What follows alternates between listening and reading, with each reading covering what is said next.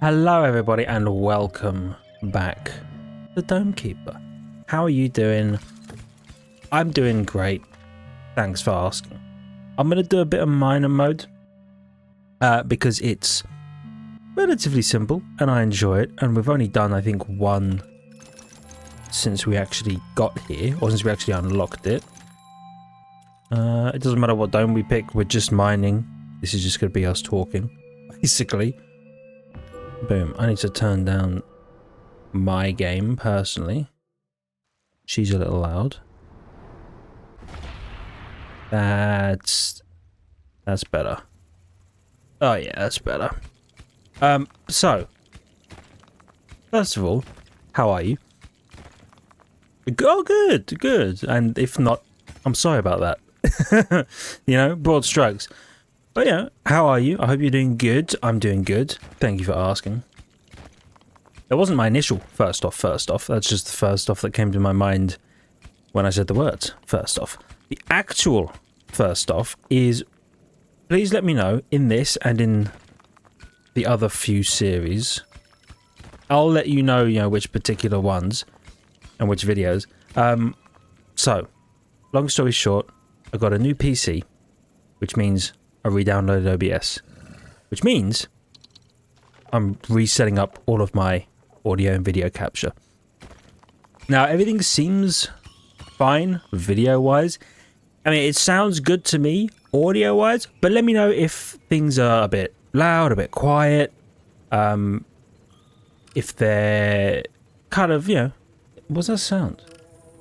Oh, right, there's a wave going. If they're in line with what you like, what you don't like, just let me know while I'm fine-tuning things, adjusting things. It sounds okay to me, but the sound I have my machine at versus the sound you might listen to on your PC, TV, phone, whatever, you know what I mean? Just trying to get that audio right for, like, broadly everyone that you can, rather than just me, because it could sound great to me and then sound terrible to someone else. So yeah, just let me know, and I'll be adjusting that over the next few videos in this series, in the next, in the other series as well, in whatever else we do. Give me the speed. Give me one of them. Give me two of them. And some of that. Yeah. Yeah, it's good. So new PC, it involves a lot of setting things up, getting everything right, making sure that when you are recording, it's actually recording in the same frame rate, the same resolution, all that kind of stuff. I think I covered all the bases I needed to. We'll see. I mean, on the other monitor, it looks good. It looks how I would want it to look. It looks smooth as well. It's not jittery or stuttery or anything like that. So, fingers crossed, all has gone well. Thank goodness I upgraded the PC so that I could dump all of this graphical processing power into Domekeeper. Oh, more water. No, it's worthwhile because now I want to play some games, probably to put on the channel, that I just couldn't before, or like I couldn't play them and record them because the setup just wasn't made for it. It was like, hey, you can do one or the other, and in some cases, like games like Helldivers, we could barely play that thing, man. Modern games are taxing. Sorry, modern like AAA high budget games are taxing. Because Domekeeper's a modern game, right? It looks like this, but it wasn't made in 1997. But it looks worse than the original Doom. Not in a bad way, just like this isn't as crystal clear as like an OG Doom, but because it's a different kind of game. But it runs way better than the OG Doom would. back in the day, because you don't need 27 individual floppy disks to play level 1 or however many. Doom was a big game for its time, and you needed a lot of floppy disks to make that thing run. Did everybody call them floppy disks? Or is that just a UK thing? So the icon you see in a game when it's like, when this icon appears, the game is saving. That's a floppy disk. And you needed... Oh, I don't even know how many you needed for the original Doom. But it was a lot. It was... like, on a comical level of, like, modern Baldur's Gate 3 needing... It, as a physical edition of the game, it needs 4 discs on the Xbox. So I've heard. I don't actually own it, but I believe it's 4 discs in order to run that game, like the whole thing. I remember back in the day, certain games, like Dead Space 2, that running on 2 discs. Dead Space 2 is not a big game comparatively, but at the time, it was like, wow, we're pumping a lot of effort into this, and it looks really good, for the time. And consoles, again, at the time... Come on, dude! Sweet. Just couldn't, like, keep up with that type of game. Or, like, the read-write on a CD just couldn't keep up with what they were putting on it. And so... you had to split that across 2 discs. Usually, or at least in most cases, it was most of the assets and part of the game on the first one, and then the rest of the game on the second one. And there'd be a little switchover point halfway through the game where you'd be like, boom, you hit, like in Dead Space 2, Chapter 7. Oh, you know what? I reckon a teleporter could go kind of sicko mode in this miner mode. Yeah. What was I saying? Right, Dead Space. Yeah, it'd be like, boom, you're at Chapter 7, congratulations, please put the other disc in. And to start with, at least when I was a kid, most games were like a 1 disc kind of thing. And you'd be like, oh, that's cool. And then some games were 2, and you'd be like, ugh, I don't want to have to put the other disc in. That means I have to go and get the other disc. And if you were like me, I don't know if you did this as a kid, but you couldn't convince me to put the same disc back in the same case. Good luck. I dare you to find someone who could convince me, be like, oh, Mass Effect 2? Let me put that in the Dead Space box because I just took Dead Space out, and then I'm like, oh well, I'm not playing Dead Space anymore because, you know, we're done with that for now. What am I gonna put? What am I gonna play? Oh, Call of Duty, sweet. I'll put that in the Dead Space box because it's the most convenient. It's the one to hand. I know, right? I'm a sick, twisted piece of work for doing it. But as a kid playing games, I was lazy, and now we're at that point. In like all digital non-physical media where it doesn't matter. I don't have any discs or any cases to screw up anymore. I just put all of the stuff that I have back into the digital Steam library when I'm done. And mostly, Timekeeper, it keeps everything I have up to date. Mostly. Which is a benefit to me, because I have a lot of games, and there would be a lot of just discless cases lying around. And occasionally, please be aware, I understand, right, that I'm a monster doing this. I know, okay? But sometimes, sometimes you would pop open a game case looking for, let's say, Modern Warfare 3, right? And in that case, there would be 4 games, and none of them would be Modern Warfare 3.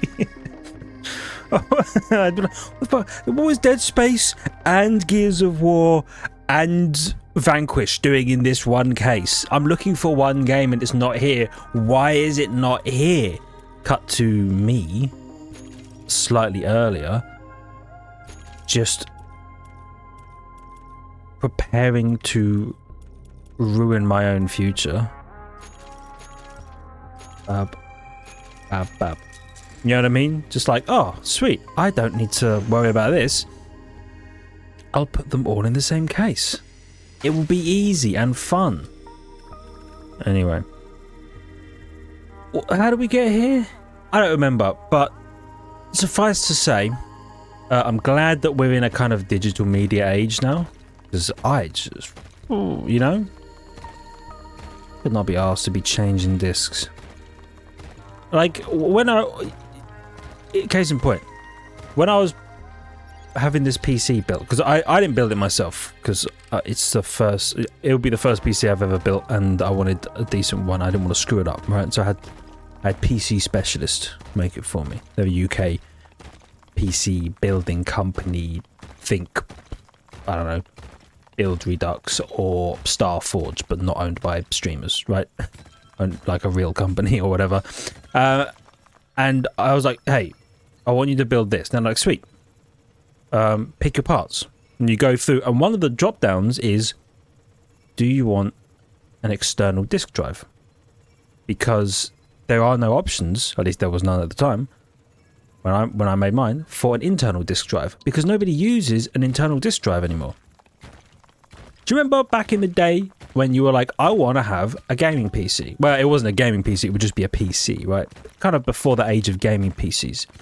You'd be like, sweet, I would like the beigest Dell computer you have, and I would like a disk drive in the front. Except you didn't have to say that, because all computers were beige, and Dell mostly, and they all had a disk drive in the front.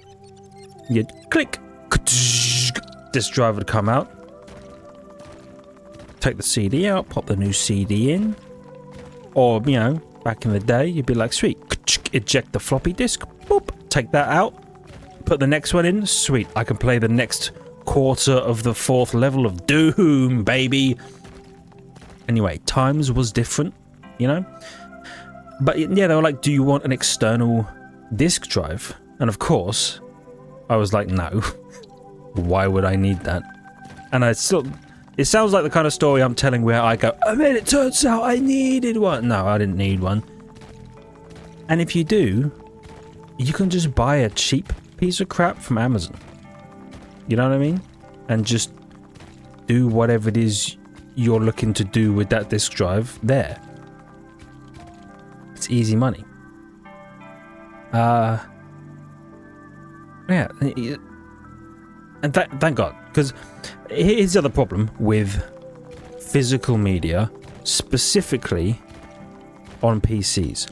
On consoles, it was easy because they had spent a lot of money designing a very fluid ecosystem for these things to work. And everybody who wants to put a game on a console has to jump through innumerable hoops to do so. On PC, it's more difficult because there's so many different specs you can have on a PC. Everybody has a different PC, right? It's rare to find two people in the same 400-mile radius that have an identical PC. And PC games, I don't know if you remember, when you would go before the advent of Steam, right? Game changer. Before Steam, you would go to your game store. In the UK, it's just called Game. Somewhere like America, it might be GameStop, right? I don't know of any others, actually, in America.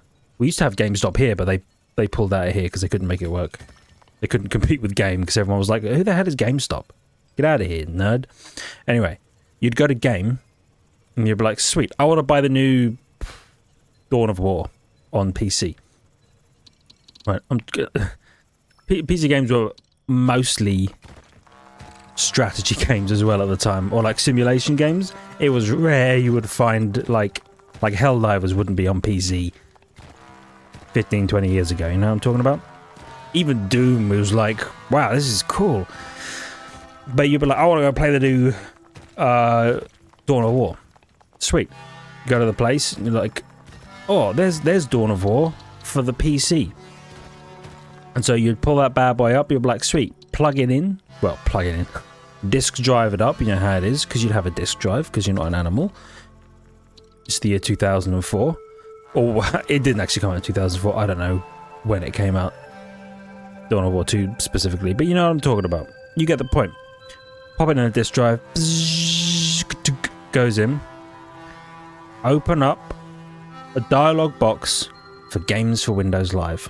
You'll be like, oh wow, it's like a unified service for my video games. One of the worst things ever designed, as it turns out.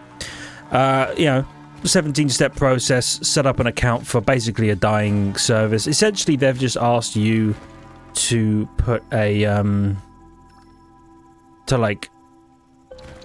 own a lifeboat or like rent a lifeboat on an already sinking ship, which is fine, I suppose.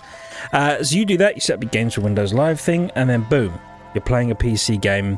All you had to do was spend the amount of money it costs, way more time than it should.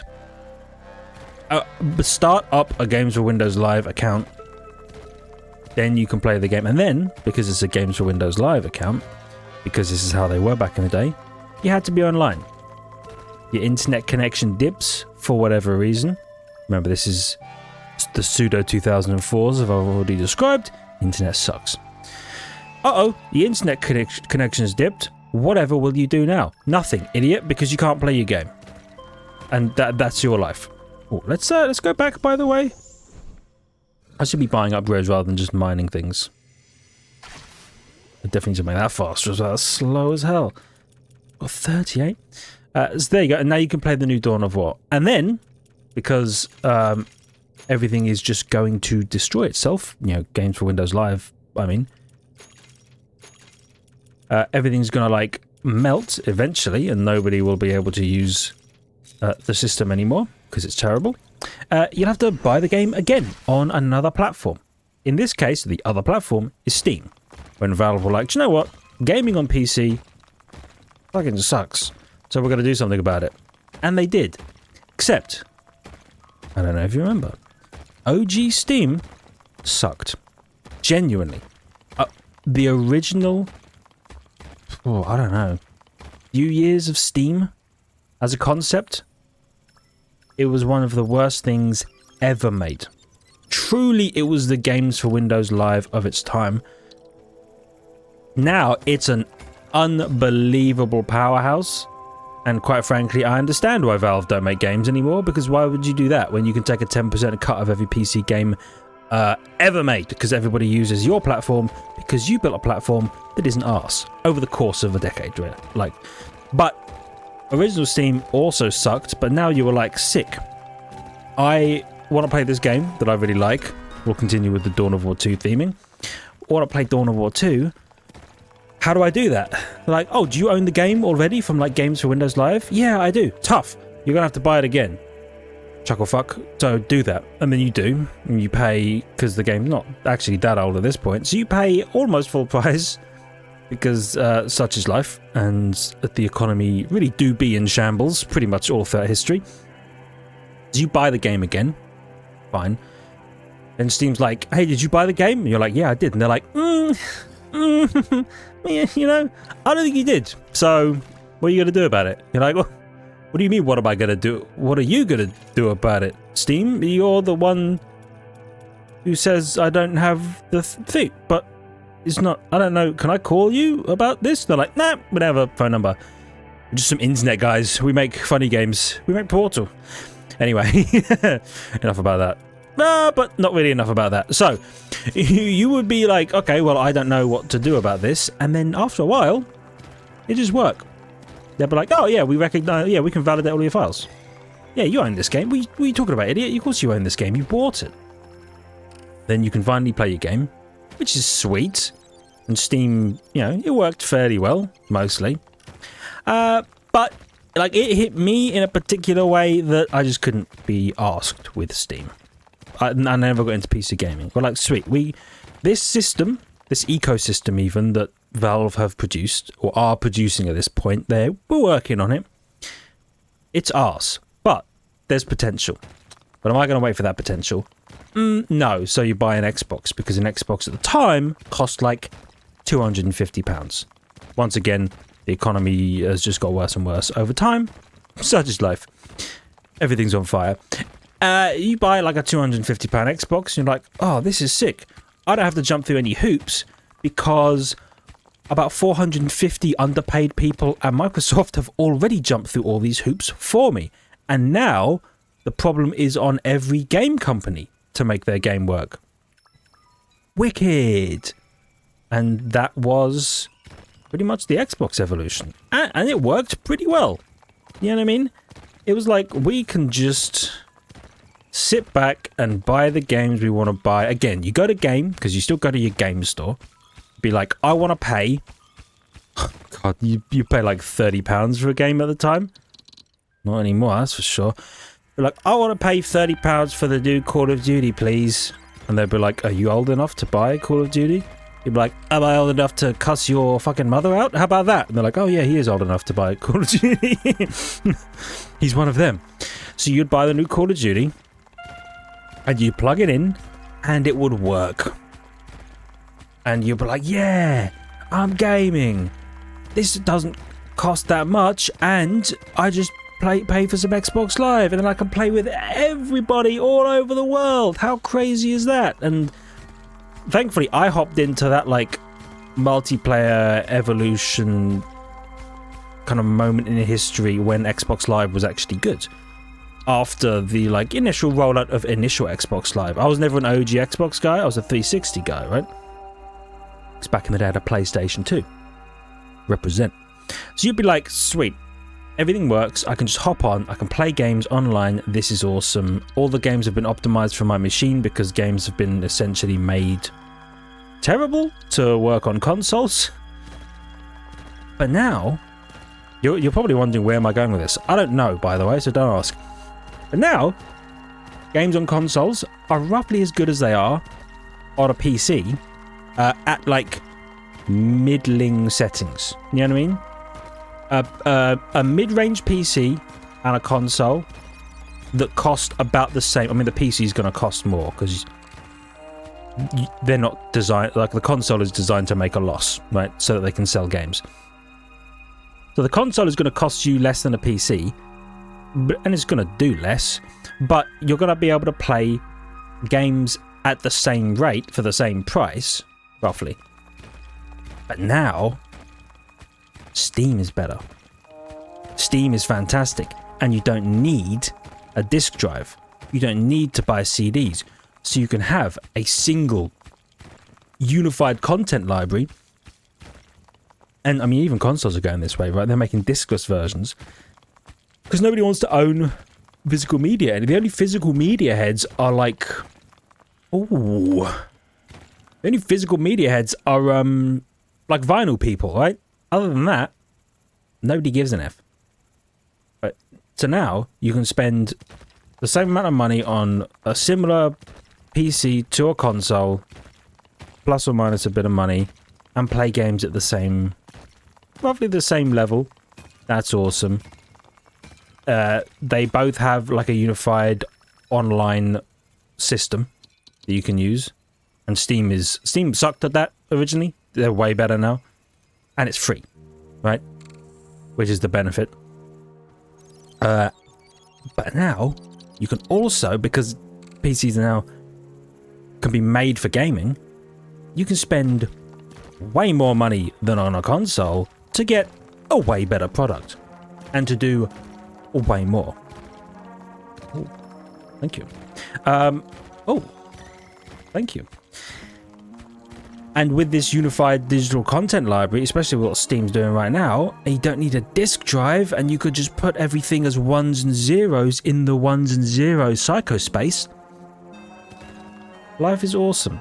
I don't know how I started this conversation, and honestly, I don't know where the fuck I was going with it, but I'm having a good time just talking to you about things. Dude, we're rich as well? What the hell?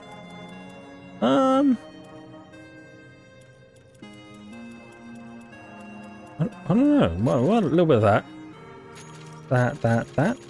That. Why not? I actually don't know how far in we are either. I don't know what wave we're on. I should probably buy the wave thing that tells you what wave we're on. Anyway, I think all that started because I was talking about disk drives, right? And how you don't need to buy a disk drive anymore. And it is nice not having to have a disk drive on a PC. Or having to own disks. Though, there's pros and cons, right? So, in not owning any physical media anymore, my house is no longer filled with cases with all of the wrong games in them. And I can actually find my copy of Call of Duty Modern Warfare 2 because it's in the Call of Duty Modern Warfare 2 case. Not that I'd play it anymore because it's on Xbox. Right? But you know what I'm talking about. I can find a game in a case because I don't have that many. Oh, my other games are digital. But now I need more storage on my machine.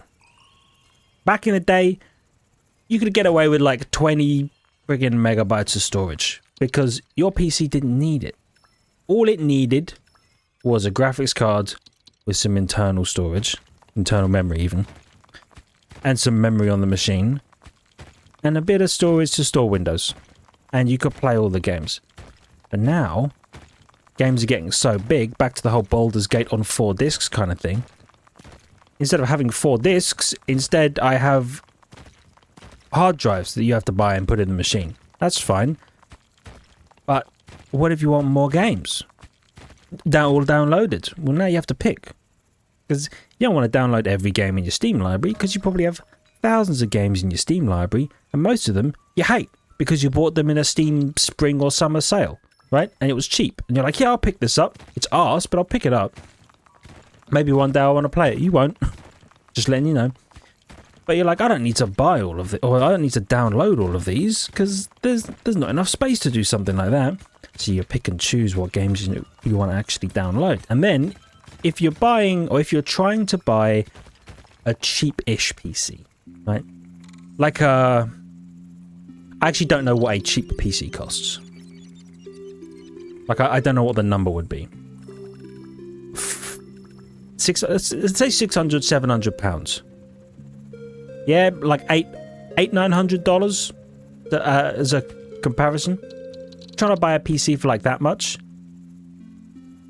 when you're stretching your budget, right? Because you're like, I gotta get a CPU, I gotta get a motherboard, I gotta get a graphics card, I gotta get all this. You're like, well, how much do I want to spend at the time on storage? And how fast do I want that storage to be that I can play my games? And then you got to decide how big of a hard drive or, solid state you want to put all of your games on. And then you can probably only fit so many. I mean, Lord knows, even on like a console right now, like the Xbox One, Series. Listen, I'm an Xbox guy, alright? I own too many Xboxes because I love the console. I couldn't tell you what their fucking naming scheme is right now, okay? I don't even know what the new one is, but the one that looks like a fridge, that one. That thing came when you first bought it, right? I bought it day one, and on day one, they had one option, and it was 1 terabyte of storage. And at the time, as a console gamer, you think, sick, 1 terabyte, that's millions of games. Games aren't that big. Probe. And then, joke's on you, idiot. Games are huge now. You play the new... I don't even... I've been out of the Call of Duty sphere for a while. I don't know what the new one is, but isn't it like 250 gigabytes? Like 1/4 of a terabyte? It's ridiculous. It's out of this fucking world ridiculous. Sorry, I'm swearing a lot. I don't know why. I'm just having a good time, I think, talking. It's nuts, basically. The size of these games. And it used to be like 512 megabytes, to play a good game. And then if a game hit a gigabyte, you were like, whoa. Chill out there, big man. What are you spending all that data on? Sweet. Teleport? I didn't buy the wave thing again. Do you know what? I should carry some of this up myself. Oh, we're over. Oh my god. That took me by surprise. We did worse this time. 243 was our best.